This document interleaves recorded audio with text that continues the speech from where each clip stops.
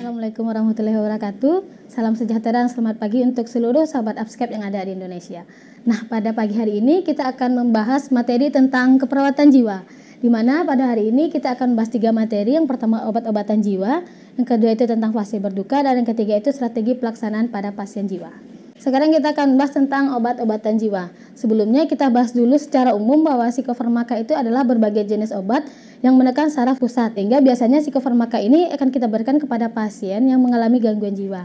Nah, secara umum tipe obat psikofarmaka ini ada 4 golongan. Yang pertama itu antipsikotik, lalu anti-ansietas, antidepresan, dan antimanik. Lanjut kita masuk ke fokus obat-obatan jiwa yang kita pelajari itu ada 3. Yang pertama CPZ, THP, dan HLP. Ini biasanya juga kita berikan pada saat pelaksanaan SP kepada pasien. 3 obat inilah yang biasanya akan ada di soal-soal hukum dan harus perawat pahami. Yang pertama itu CPZ atau chlorpromazine. Ciri khusus dari CPZ ini berwarna orange, di mana tujuan dari CPZ ini adalah untuk menghilangkan suara-suara mengganggu pasien.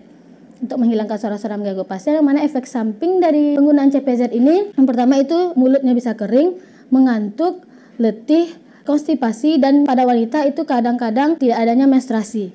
Itu untuk CPZ. Lanjut kita masuk ke THP. THP atau trihexyphenidyl. Ini ciri obatnya itu berwarna putih. Tujuan dari THP itu adalah untuk merilekskan pikiran dan otot agar tidak kaku. Yang mana efek samping dari THP ini biasanya tremor, kaku, mengantuk, letih, lesu, dan gelisah. HLP atau haloperidol, yang mana ciri khasnya itu obatnya berwarna merah jambu atau pink. Yang mana tujuan dari obat ini adalah untuk menenangkan pikiran dari si pasien. Efek samping dari HLP ini adalah pasien itu biasanya akan bicara cadel, letih, lesu, ada gangguan kecemasan, dan bisa sampai depresi. Untuk ketiga obat ini, sahabat Upscape semua harus memahami masing-masing perbedaan dari obat, baik CPZ, THP, HLP, dan apa efek sampingnya. Karena biasanya untuk UKOM itu soal yang biasanya itu ditanyakan tuh efek samping. Di soal itu dia akan menjabarkan efek samping dari salah satu obat. Nanti akan ditanyakan ini jenis obat apa. Jadi pemahaman untuk obat memang harus didudukkan antara apa itu CPZ, apa itu THP, apa itu HLP, apa itu efek samping dan tujuannya. Oke, selanjutnya kita masuk ke materi yang kedua, yaitu fase berduka. Sebelumnya, berduka itu merupakan suatu respon objektif yang dirasakan oleh individu atas kehilangan yang mana sebelumnya ada menjadi tidak ada.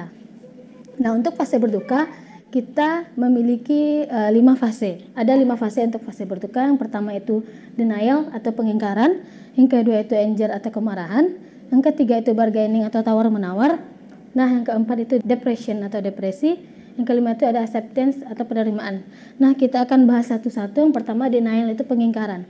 Nah, denial atau pengingkaran ini adalah fase tidak percaya, di mana individu itu tidak percaya, shock, menolak atas adanya kejadian kehilangan. Di mana respon yang terjadi pada individu itu biasanya dia akan menangis, lesu, lemah, dan kalimat-kalimat tidak percaya yang biasanya diungkapkan oleh individu. Misalnya, ini tidak mungkin terjadi, tidak mungkin orang yang saya sayangi itu pergi. Nah, seperti itu. Ada kalimat-kalimat tidak percaya yang diungkapkan dari individu. Jika ada kalimat itu, maka individu akan berada pada fase denial atau pengingkaran.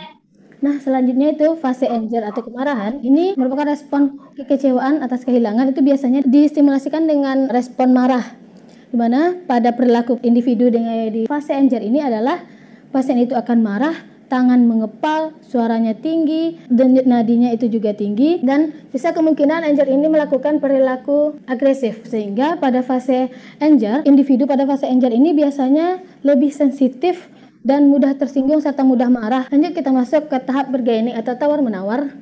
Ini biasanya merupakan respon dari rasa bersalah, rasa kecewa, atau rasa penuh dosa yang dirasakan oleh individu. Di mana pada tahap bargaining atau tawar-menawar ini ada kalimat perandaian. Biasanya ya ada perandaian. Contohnya, andai saja saya cepat datang ke lokasi mungkin tidak akan terjadi seperti ini. Andai saja, andai saja, andai saja. Banyak kalimat-kalimat perandaian yang diungkapkan individu sehingga seakan-akan ini semua terjadi itu karena salah si individu. Itu berada pada tahap bargaining. Lalu yang keempat itu tahap depression atau depresi, di mana tahap di mana individu itu menyadari suatu kehilangan. Pada tahap inilah individu akan paham bahwa benar-benar sudah mengalami kehilangan, di mana respon dari individu ini itu lebih ke menyendiri, tidak mau makan, tidak mau bicara. Nah, peran perawat pada fase depresi ini adalah terus mendampingi individu. Jangan sampai biarkan individu ini menyendiri sendirian. Nah, lalu untuk tahap acceptance atau penerimaan inilah fase berdamai dengan kehilangan, di mana individu ini sudah menerima akan kepergian orang yang terkasih atau kepergian atas kehilangan, di mana yang biasanya individu itu selalu fokus pada objek yang mengalami kehilangan, sekarang individu itu sudah bisa menerima dan sudah mulai melakukan aktivitas seperti biasa. Nah, ini merupakan fase berduka. Lalu untuk sahabat Upscape seluruh Indonesia, fokuskan kembali, harus ingat kata kunci dari masing-masing fase. Karena biasanya untuk hukum itu dia akan memberikan kalimat seperti andai saya datang pasti tidak akan terjadi seperti ini. Ini biasanya pada fase apa?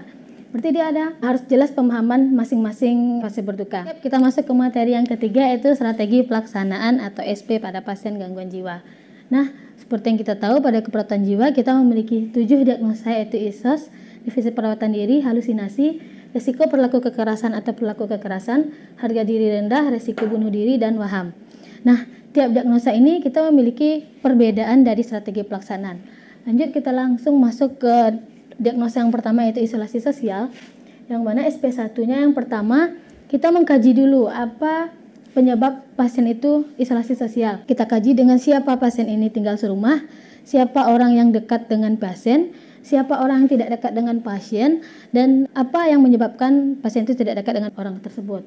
Nah, setelah kita dapatkan apa penyebabnya, lalu kita kaji, kita gali bersama pasien itu apa keuntungan memiliki teman dan kerugian tidak memiliki teman. Setelah itu kita kaji, nanti kita ajarkan latihan berkenalan. Ini untuk SP1 isolasi sosial. Untuk SP2, yang pertama itu kita evaluasi dulu SP1. Jika sudah baik, kita berikan pujian, lalu langsung masuk ke SP2, yaitu latihan berkenalan dengan 2-3 orang, ditambah dengan kegiatan harian. Untuk SP3, Itu sama latihan berkenalannya untuk 4-5 orang, itu ditambah dengan kegiatan harian. Yang keempat, itu latihan berkenalan ditambah dengan kegiatan sosial. Misalnya pasien dibawa ke warung, dibawa ke pasar, di sana kan pasien bisa bersosialisasi, bisa bercengkrama, bisa memperkenalkan diri dengan orang-orang dari sekitar. Nah, ini untuk SP isolasi. Kita masuk ke defisit perawatan diri. Untuk SP1, pertama kita identifikasi kebersihan diri dari si pasien. Setelah identifikasi kebersihan, baru SP1 kita mengajarkan kebersihan diri. Kita jelaskan alat dan cara untuk kebersihan diri. Kebersihan diri itu mulai dari mandi, berpakaian, sampo, potong rambut, hingga gosok gigi. Nah, setelah kita jelaskan alat dan cara, baru kita latih pasien untuk melakukan kebersihan diri. Itu untuk SP1 DPD. SP2 DPD yaitu berdandan. Sebelumnya kita evaluasi dulu SP1, jika sudah baik kita berikan pujian, langsung masuk ke SP2 itu berdandan, dimana kalau untuk perempuan itu biasanya bersisir, kalau untuk laki-laki itu biasanya mencukur, baik itu janggut ataupun kumis. Nah, SP3 yaitu minum dan makan.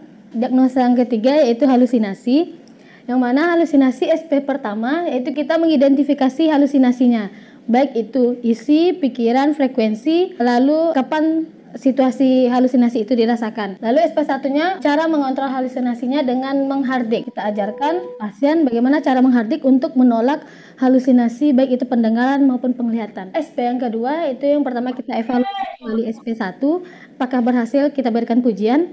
Lanjut masuk ke SP2 yaitu cara mengontrol halusinasi dengan minum obat. Prinsip minum obat ini kita memakai prinsip 6 benar obat. Seperti yang sudah saya jelaskan sebelumnya, itu ada CPZ, THP, dan HLP. Oke, selanjutnya untuk SP ketiga halusinasi, sama seperti sebelumnya kita evaluasi dulu SP kedua apakah bisa dilaksanakan, lalu kita berikan pujian. Lanjut ke SP3 itu dengan latihan bercakap-cakap, yaitu kita mengajarkan individu, jika pasien mengalami halusinasi, ajak teman di sebelah atau di depan, di belakang, teman-teman sekitarnya untuk bercakap-cakap agar menghindari atau mengontrol halusinasi. Lalu SP yang keempat halusinasi itu melakukan kegiatan harian. Nah, inilah SP 1, 2, 3, dan 4 pada pasien untuk diagnosa halusinasi. Lanjut kita masuk ke SP risiko perilaku kekerasan atau perilaku kekerasan. Nah, untuk yang pertama SP1 kita identifikasi apa penyebab dari pelaku kekerasan, apa jenis pelaku kekerasan yang dilakukan oleh pasien. Setelah itu kita mengajarkan mengontrol pelaku kekerasan itu dengan terapi fisik. Ada 2 terapi pada SP1. Yang pertama itu teknik nafas dalam, yang kedua itu pukul bantal. Nah, untuk SP2PK sama dengan halusinasi, yaitu SP2-nya minum obat. Untuk SP3 mengungkapkan, meminta, dan menolak dengan baik. SP yang keempat cara mengontrol psiko-PK-nya itu dengan kegiatan spiritual.